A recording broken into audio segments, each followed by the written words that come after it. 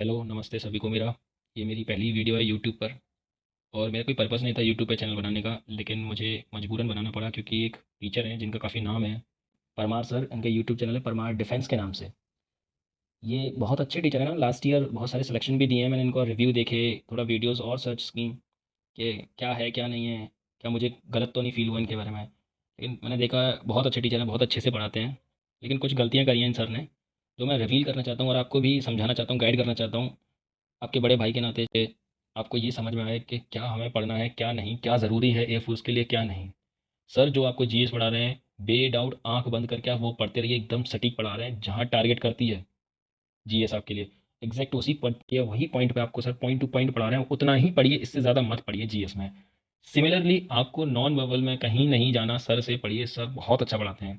लेकिन मैं आपको रिकमेंड करूंगा कि सर जो मिस्टेक करते हैं मैथमेटिक्स में, आप उनको सुधारिए। जैसे कि सर ने कि ये सवाल कराया था, मैं वीडियो देख रहा था उनकी, तो ये सवाल था उनका टाइम एंड डिस्टेंस का।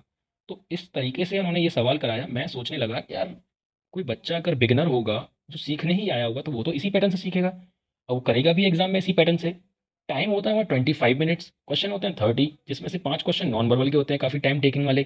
कुछ स्लाइड, कुछ क्वेश्चन हल्के होते हैं, तो वो हो जाते हैं इजीली। लेकिन कोई मान लो क्वेश्चन ठीक रहेंगे तो टाइम टेकिंग होता है, एटलीस्ट वो 5 क्वेश्चन करने में अराउंड 7 to 8 मिनट्स लग ही जाती हैं। बाकी के समय में आप जीएस कर भी दोगे जल्दी जल्दी, लेकिन इस तरीके से ये सवाल को करोगे तो आपको निश्चित 2 से 3 मिनट लगनी लगनी है एक सवाल में।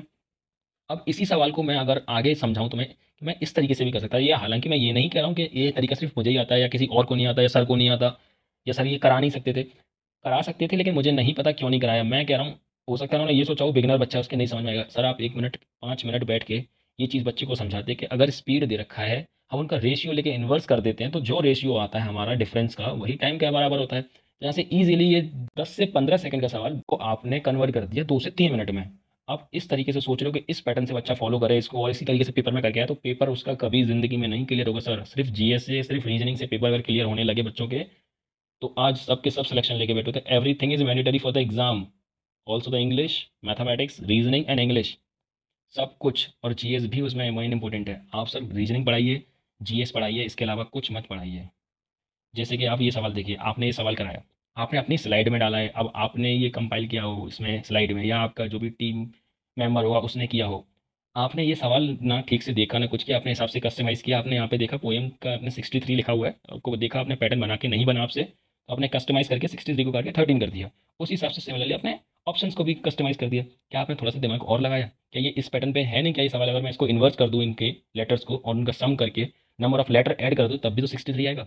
सिमिलरली फाइल का भी मैं उसका रिवर्स कर दूँ, उसके क्वेश्चन उसका लेटर्स का उनका सम करके नंबर ऑफ लेटर्स उसमें प्लस कर दूँ, तो 80 आएगा उसका आंसर, जो कि आपने ऑप्शन में बाकायदा मेंशन किया हुआ है, सी ऑप्शन पे। लेकिन फिर भी आपने उसको अपने हिसाब से कस्टमाइज़ किया और उसको कट करके क्वेश्चन ऑप्शन भी कस्टमाइज़ किया और उसके बाद वो टिक कर दिया आपने डी ऑप्शन, जो कि कहीं न कहीं ये भी एक तरीका गलत है आपको बच्चों को समझाने का। बच्चे भी फिर अपने हिसाब से थोड़ा ना कस्टमाइज़ करेंगे पेपर में। ये सवाल, आप ये सवाल देखना सर, आप खुद देखना, not being a teacher, as a student आप इस सवाल को देखना, फिर सोचना कि अगर मैं एक स्टूडेंट होता और कोई मुझे टीचर इस सवाल को इस तरीके से पढ़ाता और इतनी देर में पढ़ाता, तो क्या मैं पेपर में पास कर पाऊँगा? क्या मैं उस टीचर से पढ़ूँगा? और उसके कुछ देर बाद आपको पता चले कि जो उसने आंसर कराया है वो गलत कराया है। फिर आप बताइए, जो बच्चा जानता है इन चीज़ों को, वो तो लीव करेगा आगे। जो नहीं जानता, जो बिगिनर है, जो 12th करके अभी रिसेंटली आपके पास आया, आपके नाम से, उसका बड़े भाई या उसका दोस्त या कोई रिश्तेदार आपसे पढ़ा है, आपसे सिलेक्शन लिया हुआ है, उसने आपको प्रेफ़र करा कि इन सर से पढ़िए आप, ये आपको सिलेक्शन लेके देंगे। वो बच्चा आया और इस तरीके से सवाल देखता है, तो क्या उम्मीद करता है, वो क्या एक्सपेक्ट करता है आपसे? आपके इतने सारे सब्सक्राइबर्स हैं, 4 लाख से ऊपर सब्सक्राइबर हैं, आपने इतने सारे सिलेक्शन दिए हैं ये फोर्स में। आप सर सिर्फ़ जीएस पढ़ाइए, जीएस आप बहुत अच्छी पढ़ाते हैं, आप मैथमेटिक्स के लिए नहीं बने हैं।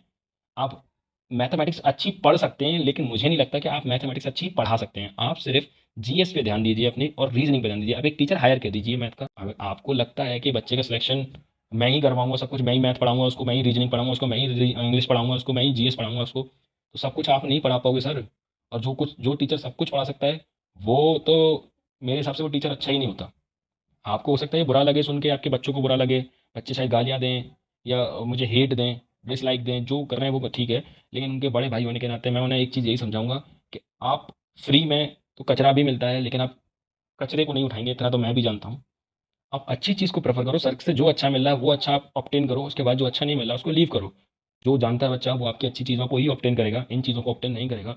लेकिन जो बच्चा बिगिनर है, जो स्टार्ट करने आया है, जो सीखने आया है, वो अपना एक अटेम्प्ट खराब करेगा आपके पास। इस तरीके से आप उसे मैथमेटिक्स पढ़ाओगे तो अच्छे से मैथमेटिक्स पढ़ाइए उसको, जितना सरल और जितना आसान हो सकता है उसे उस तरीके से समझाइए, ताकि उसके कम समय में वो चीज़ ज़्यादा से ज़्यादा चीज़ें कर सके एग्ज़ाम में। Thank you so much. और मैं माफ़ी चाहूँगा सर से, अगर सर आप मैंने कोई आपसे गलत शब्द बोल दिया हो या कुछ आपको गलत लगा हो या आपके बच्चों को कुछ गलत लगा हो इस वीडियो में। मेरा कोई पर्पस आपको नफरत करने का, हेट करने का नहीं है। So much. Please like, share and subscribe.